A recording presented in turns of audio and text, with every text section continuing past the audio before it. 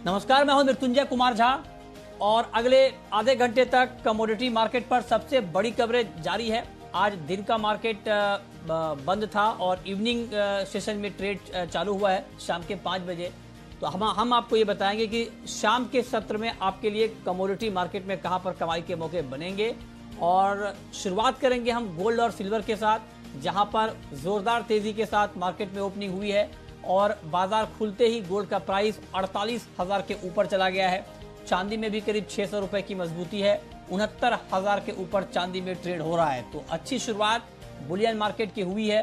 अब सवाल यह है कि आज क्या ये तेजी गोल्ड की और सिल्वर की और बढ़ सकती है, इसी पर हम बातचीत करेंगे। और हमारे साथ मेहमानों का एक खास पैनल यहाँ पर मौजूद है। हमारे साथ हैं मनोज झा, एमडी कामाख्या ज्वेलर्स के। हमारे साथ कुणाल शाह हैं निर्मल बैंक के, अमित सजेजा हैं मोतीलाल ओसवाल के, और साथ ही अनुज गुप्ता हैं IIFL सिक्योरिटीज के। आप सभी मेहमानों का बहुत बहुत स्वागत है आज के इस कार्यक्रम में। और गोल्ड की अगर हम बात करें तो 48 के ऊपर है, 165 रुपए इस वक्त गोल्ड मजबूत है। मेरा सबसे पहला सवाल कुणाल शाह जी आपसे होगा। कुणाल जी, कि क्या 48 के ऊपर गोल्ड की रफ्तार कुछ और बढ़ सकती है क्या?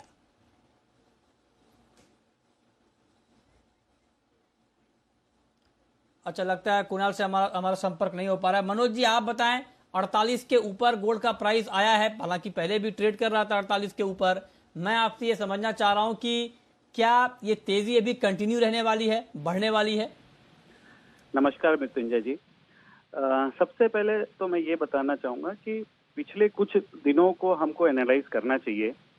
जैसे देखिए, चाइना ने जो 1 साल तक अभी गोल्ड इंपोर्ट बंद किया था, उन्होंने अलाउ कर दिया।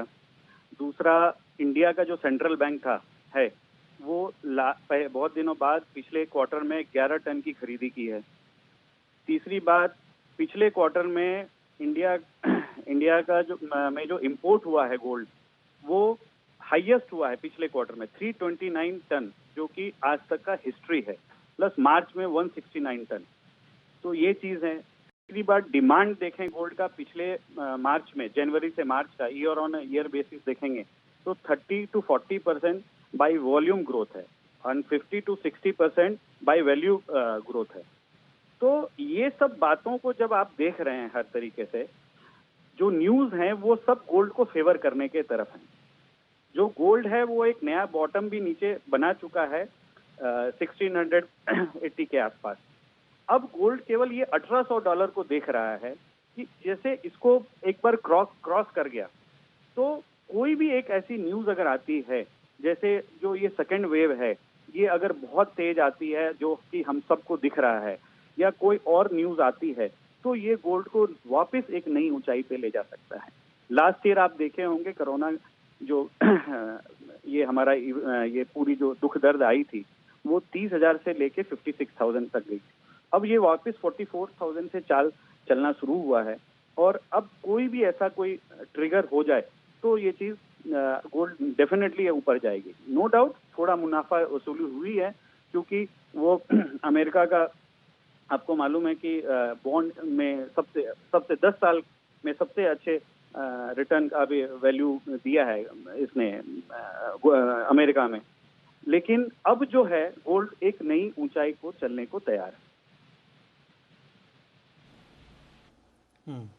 ओके, तो आप इस बात को लेकर बहुत ज़्यादा कॉन्फिडेंट हैं, आपको लगता है कि गोल्ड में अब एक अच्छी तेज़ी आगे दिखेगी। कुणाल जी, आप बताएं, मैं आगे की बात तो बाद में करूंगा, पहले तो आप ये बताएं कि 48 के ऊपर मार्केट इस वक्त ट्रेड कर रहा है। क्या 48 के ऊपर इस भाव पर गोल्ड खरीदने में कोई रिस्क है या नहीं है? कोई रिस्क नहीं है मृत्युंजय जी, ये भाव में भी बाइंग करो। 1840 का भाव आएगा विद इन नेक्स्ट 1 मंथ। और जो हिसाब से ये रशिया और यूक्रेन के बीच में जो क्राइसिस चल रही है, ये सबसे बड़ा रीजन है फिलहाल गोल्ड के बढ़ने के लिए। इतिहास में इतनी बड़ी फोर्स रशिया ने कहाँ भी नहीं लगाई, इतनी बड़ी फोर्स यूक्रेन के बॉर्डर के बाहर है। ये अपने आप में बहुत बड़ा रीजन है। More than 1 lakh troops are almost outside Ukraine. तो ये जो जियोपॉलिटिकल हम इतने सालों से देख रहे हैं, कोई जियोपॉलिटिकल इवेंट बड़ा हुआ ही है। रशिया ने जब क्रीमिया में इन्वेशन किया था, वो टाइम पे भी अराउंड 20,000 15,000 ट्रूप्स थी। ये टाइम जो बिल्टअप है और जो बिल्टअप इवन नेवी में है रशिया के द्वारा, ये बहुत बड़ा है। रशिया पूरे इंटेंशन दिखा रहे हैं यूक्रेन में अटैक करने के लिए, और सामने यूक्रेन यूक्रेन अटैक के लिए जो धमकी दे रहा है वो सब बात चल रही है। तो मेरी राय में ये गोल्ड यहाँ से भी नो ब्रेनर रहा है। तो अमेरिका की यील्ड नीचे आ रही है, डॉलर इंडेक्स कमजोर है, और यूएस में ऑलरेडी $7 ट्रिलियन का जो प्रिंटिंग हुआ है, वो $7 ट्रिलियन के प्रिंटिंग के बावजूद और नया इंफ्रास्ट्रक्चर पैकेज आने वाला है। 2009 में $700 बिलियन का प्रिंटिंग हुआ था, अभी तक $7 ट्रिलियन प्रिंट हो चुके हैं। तो डॉलर का डायरेक्शनल व्यू मंदी का है। यूएस में इन्फ्लेशन के डेटा अच्छे आए हैं, गोल्ड में कोई मंदी नहीं है, ये भाव में बाई कीजिए, और मुझे लग रहा है 50,000 के भाव विदिन 1 मंथ आ जाएंगे। अच्छा, तो आपने बहुत डिटेल में समझाया फंडामेंटली कि गोल्ड में कोई मंदी नहीं है और 50,000 का भाव आपको जल्द दिख जाएगा, तो गोल्ड आप खरीद सकते हैं, ये आपकी राय है। लेकिन आज के लिए अमित जी, मैं आपसे ये समझना चाहता हूं कि बिल्कुल इंट्राडे के पॉइंट ऑफ व्यू से आज के लिए अगले 6 घंटे के लिए क्या 48,000 के ऊपर गोल्ड खरीदना ठीक है? जी नमस्कार मृत्युंजय जी। देखिए डेफिनेटली ट्रेंड के साथ अगर चले, हमने ऑलरेडी ये गैप अप ओपनिंग देखी है और ये गैप मोस्टली बाजार होल्ड कर पाएगा। हल्की सी अगर गिरावट आती भी है 47,900 के आसपास या 850 के आसपास, तो एक बाइंग अपॉर्चुनिटी होगी, क्योंकि डॉलर टर्म्स में स्पॉट गोल्ड $1,800 के करीब जा सकता है, यानी डोमेस्टिक फ्रंट पे करीबन 48,200 और उसके बाद 48,350 तक की जाने की संभावना है। तो मैं डेफिनेटली टिप्स पे बाइंग की सलाह देना चाहूँगा। ठीक है, तो आपकी भी राय है कि इंट्राडे के लिए भी आप गोल्ड खरीदें। टेक्निकल चार्ट पर अनुज जी, आपको गोल्ड का मार्केट अभी कैसा दिख रहा है? मृत्युंजय जी गुड इवनिंग। टेक्निकल चार्ट्स पे नो डाउट कि जो ट्रेंड है वो पॉजिटिव बना है। हमने देखा है कि जो लोज हैं वो रिवाइज नहीं हुए हैं, जबकि हाईज ऊपर की तरफ रिवाइज होते हुए दिख रहे हैं, जिसको हम बोलते हैं पॉजिटिव ट्रेंड। तो डोमेस्टिक मार्केट में भी देखें तो मार्केट कंटिन्यूसली पॉजिटिव ट्रेंड में ही चल रहा है। हमने कल भी एक रिकवरी देखी थी लोअर लेवल से, और आज भी हमने गैप अप ओपनिंग देखी है और मार्केट ने 48,000 के ऊपर का हाई बनाया है। तो कहीं ना कहीं जो ट्रेंड बना है वो पॉजिटिव है। हमें लगता है कि गोल्ड के अंदर जो रैली है ये कंटिन्यू हो सकती है। सवाल है कि 48,000 के ऊपर खरीदारी करें ना करें। मुझे लगता है थोड़ा सा वेट करें, क्योंकि 48,030 है, 30-40 रुपये का मूवमेंट होना कोई बड़ी बात नहीं है।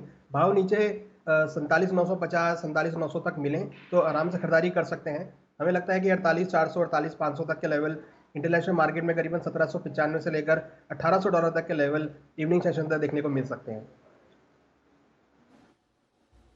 ओके, तो सारे एक्सपर्ट एक ही लाइन पर हैं और सबकी यही राय है कि गोल्ड के दाम अभी बढ़ने वाले हैं, तो कोई कंफ्यूजन नहीं है आपके लिए, चाहे आप इंट्राडे के लिए ट्रेड लें या पोजिशनल ट्रेड लें या इन्वेस्टमेंट करें।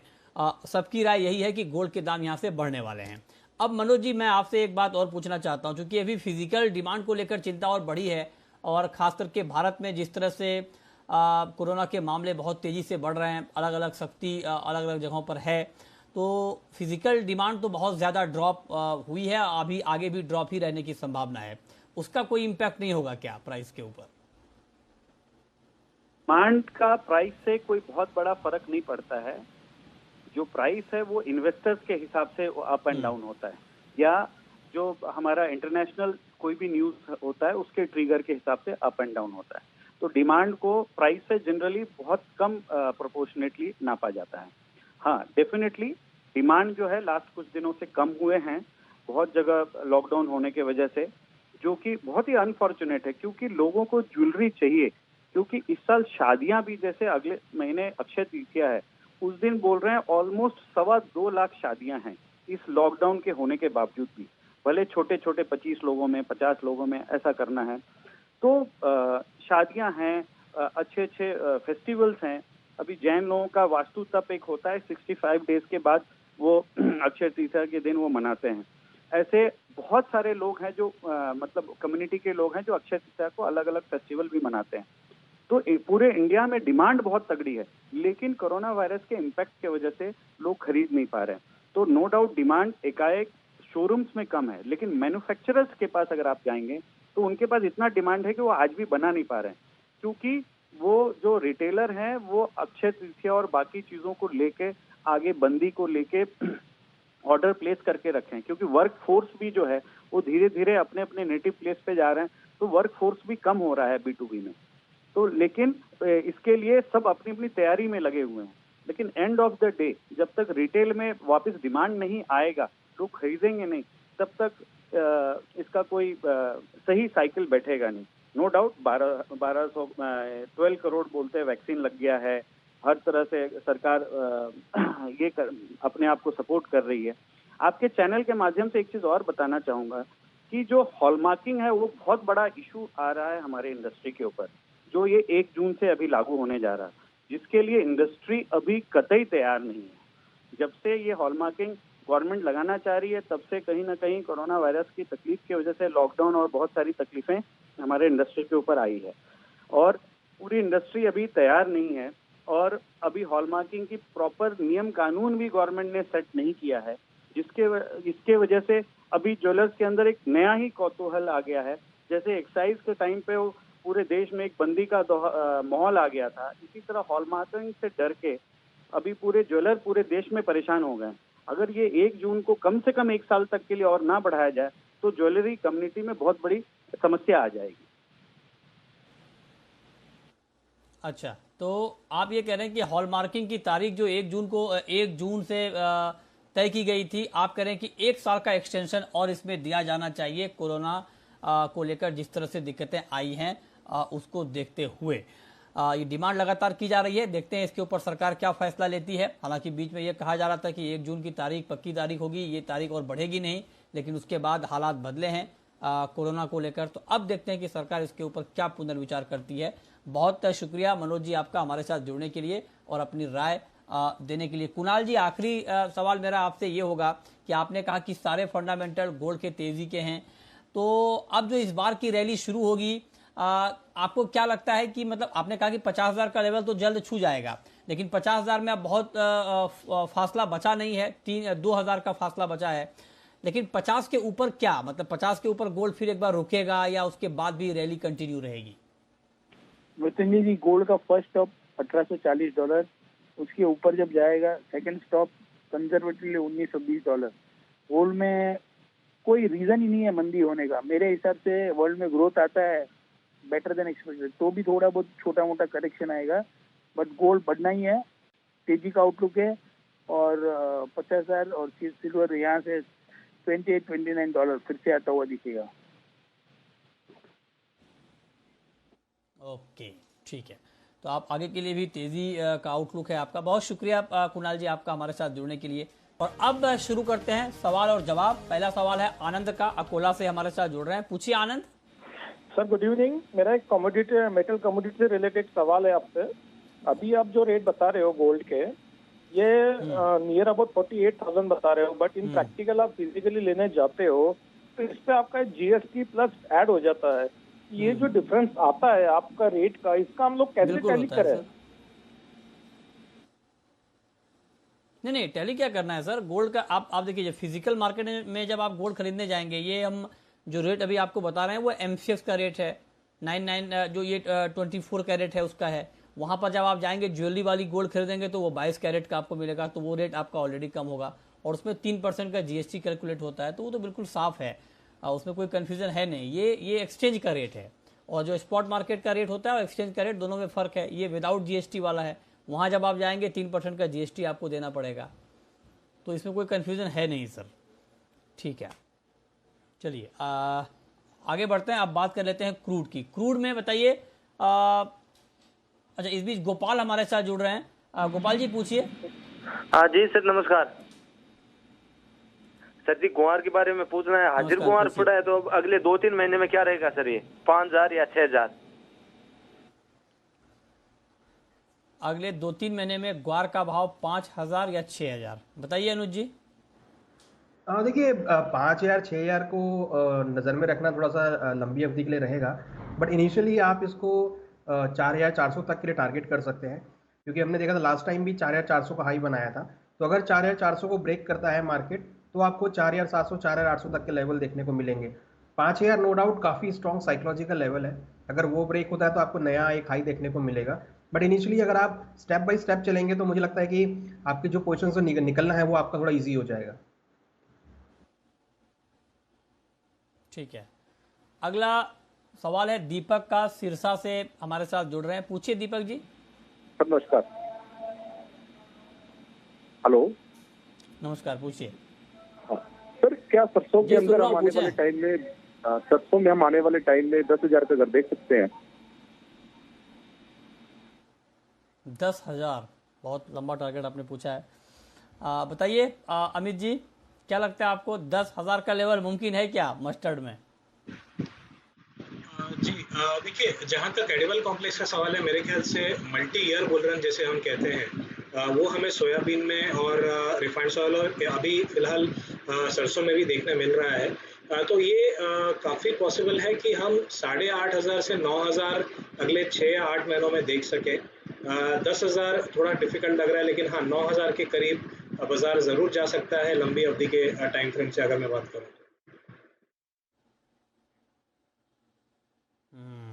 ठीक है, तो आप कह रहे हैं 10,000 तो नहीं, लेकिन हाँ 9,000 तक भाव जाने की संभावना आप कह रहे हैं कि दिख रहा है।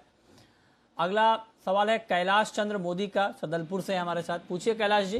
नमस्कार सर। सर कॉपर पहले 650 जाएगा या पहले 750 जाएगा?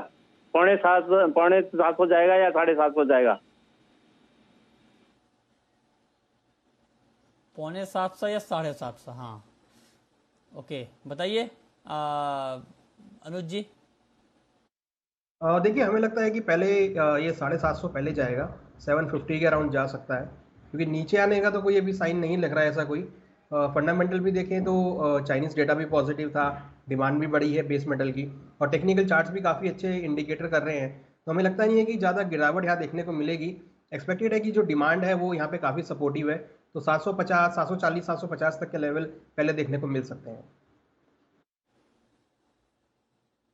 ओके ठीक है, तो ये राय आपकी कॉपर के ऊपर। अगला सवाल है निमेश पाटिल का, खारघर नवी मुंबई से हमारे साथ जुड़ रहे हैं। पूछिए निमेश।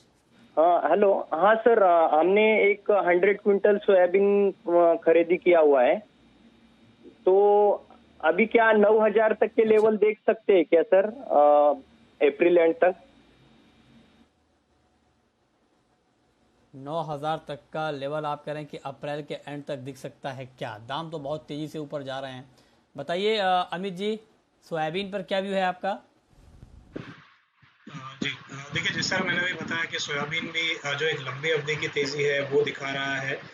तो मेरे हिसाब से अप्रैल एंड तक तो नहीं, लेकिन हाँ मई के एंड तक 9,000 के भाव दिख सकते हैं। मेरे हिसाब से थोड़ा बहुत ब्रीदर 8,400 से 8,300 के बीच बाजार लेगा, साइडवेज कंसोलिडेशन कर सकता है, और उसके बाद में दोबारा अगले महीने के अंत तक मुझे लगता है कि 9,000 के भाव हमें देखने मिल सकते हैं। ओके, अगला सवाल है रवि राज का, पुणे से हमारे साथ इस वक्त जुड़ रहे हैं। पूछिए रवि राज जी। हेलो हेलो, मेरी आवाज आ रही है क्या? जी पूछें। जी मैंने गोल्ड पेटल पे पोजीशन बनाई है 4633 पे, और मेरे को अभी 2.5% तक हो रहा है प्रॉफिट, तो मैं बुक करूँ या और इंतजार करूँ? क्या किस कमोडिटी पे सवाल है आपका? Gold petal. Gold petal, okay. बताइए अमित जी, गोल्ड पेटल में भी क्या आउटलुक आप देख रहे हैं? जी देखिए, हालांकि शॉर्ट टर्म बेसिस जो इमीडिएट ट्रेंड है वो ऊपर की तरफ है, लेकिन हमें ये भी नहीं भूलना चाहिए कि 43,300 से कंटिन्यूस रैली आ रही है। हालांकि लंबी अवधि की जो तेजी है वो अभी भी बरकरार है, लेकिन शॉर्ट टर्म बेसिस 48,300 400 रीजन से एक करेक्शन जरूर आ सकती है। तो मैं एक बार इन्हें 48,500 के करीब जब प्राइसेस जाती है वहां पर बुक करके टिप पे दोबारा लंबी अवधि के लिए पोजीशन, यानी 46,500 46,000 अगर आता है वहां से दोबारा पोजीशन बना के होल्ड करने की सलाह देना चाहूंगा। ठीक है, अब वक्त है रैपिड फायर राउंड का।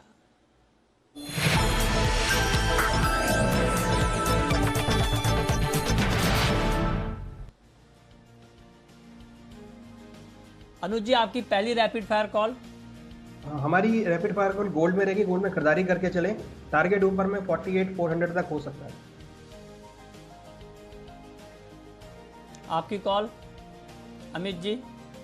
जी, क्रूड में जो फिलहाल एक मंदी है मेरे ख्याल से वो जारी रहेगी या करेक्शन है वो एक्सटेंड हो सकती है। 4700 के करीब बिकवाली की सलाह होगी 4740 के स्टॉप के साथ और 4620 का टारगेट। आपकी आखिरी कॉल अनुज जी। आखिरी कॉल कॉपर में रहेगी, कॉपर में खरीदारी करें, टारगेट ऊपर 730 तक देखने को मिल सकता है। चलिए, बहुत शुक्रिया अनुज जी आपका, अमित जी आपका हमारे साथ जुड़ने के लिए, बताने के लिए कमोडिटी में कहां पर कमाई के मौके बनेंगे।